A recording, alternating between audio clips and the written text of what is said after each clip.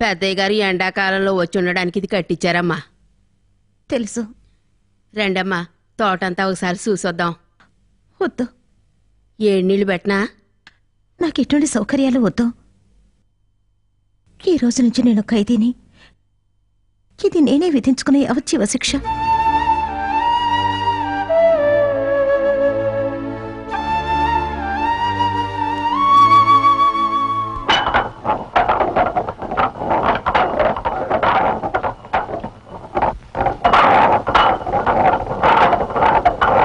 ఏంటే ఒట్టి రోజులు రుబ్బుతున్నావు?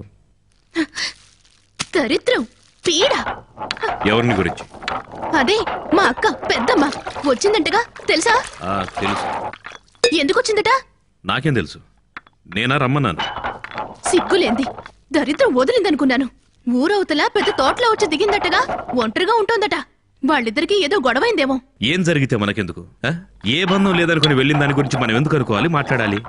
అది ఈ ఊరికి రాకపోతే ఎవరనుకుంటారు? వస్తే వచ్చేళ్తుంది. నువ్వేంటో నీ పనేంటో మాట్లాడకుండా ఉండు. పని చూసుకో.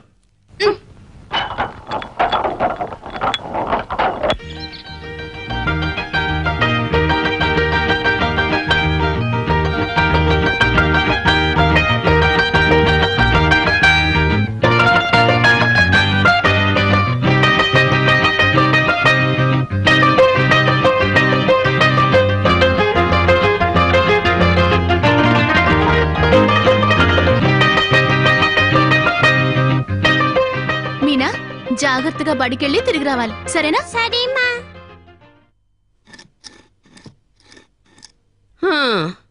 కన్నారు గాని కళ్ళతో చూసుకోలేరు.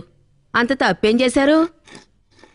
ఎన్ని జన్మలెత్తినా ఆడదానిగా మాత్రం పుట్టకూడదమ్మా. ఒక చిన్న తప్పు చేస్తే చాలు, ఊరంతా కలిసి ఆడు పోసుకుంటారు.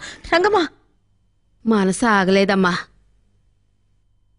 నేను అటు పక్క వెళ్ళినప్పుడు మీ అమ్మాయి మీనాన్ని చూశాను. బాగా ఎర్రగా బుర్రగా ఎంత అందంగా ఉందో తెలుసా?